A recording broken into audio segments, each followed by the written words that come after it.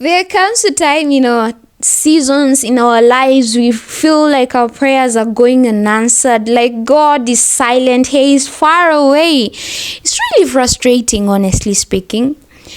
Well, today we'll be talking about when God feels so far away from us. I've come to realize we are tempted to question His existence. At least I can admit I've been guilty of that. I've come to realize that in our doubt, in our fear, in our pain, in our feeling of abandonment, in our frustration, God remains to be God. And no amount of questioning His existence, no amount of doubting can change who He really is. And there is a verse that has really changed my whole perception about the silence of God. And it has really changed my whole view and made me see everything, the silence of God, in a very different light. And I'll read it, 2 Timothy chapter 2, verses 13.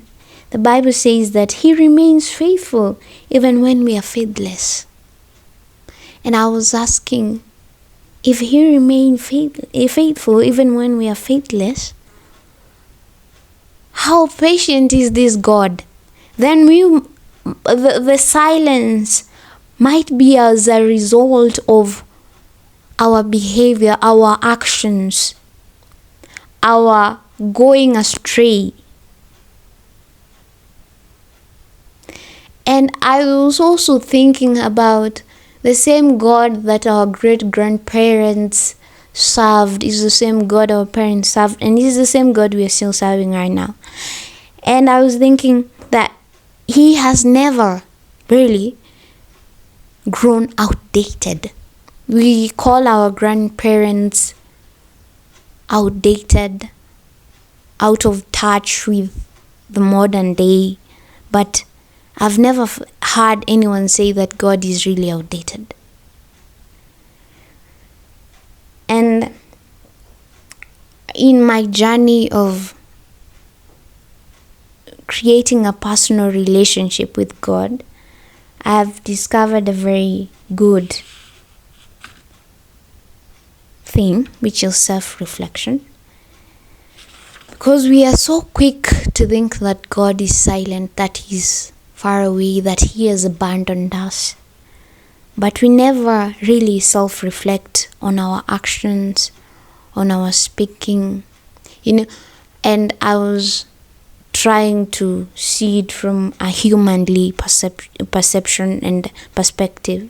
I was thinking that when we make our parents angry, most of them shut off, or most people do shut off.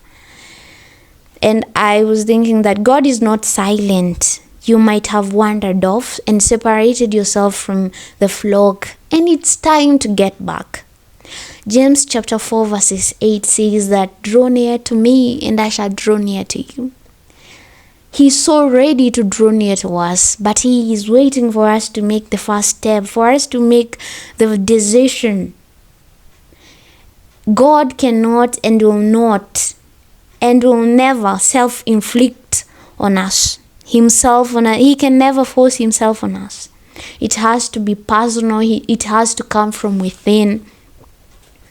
And that's what I love about God, that He gives us a choice, and we are His. He created us. We have no say, but He still gives us a choice to choose Him, to draw near to Him, and He is ever present. And Isaiah 55 verse 6 says that, "Seek the Lord while He may be found. Call upon Him while He is near."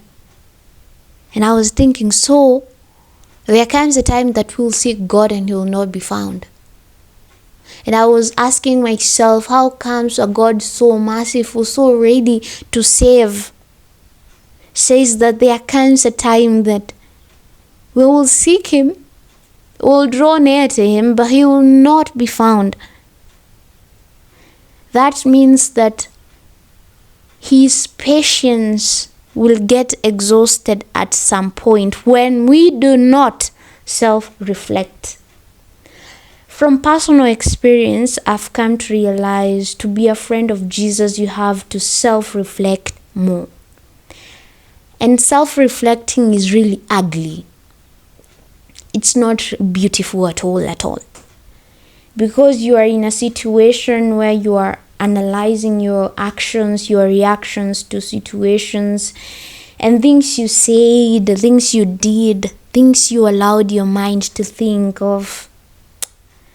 And you're asking yourself, did I really reflect Christ? When you feel Christ is far away, hold the mirror to yourself. And I mean that in a literal manner. Analyze your actions, your words, but don't beat yourself while you're at it. He is a God full of mercy, full of compassion. He is faithful. And He is ever ready to receive us when we are ready to come back to Him. But we should not test His patience, because we have seen that there comes a time that He is no longer available when we are ready to come back to Him. Well, if you need encouragement in your spiritual journey, feel free to hit me up. Remember, you are loved, you are important, and God sees you. Bye, until next time.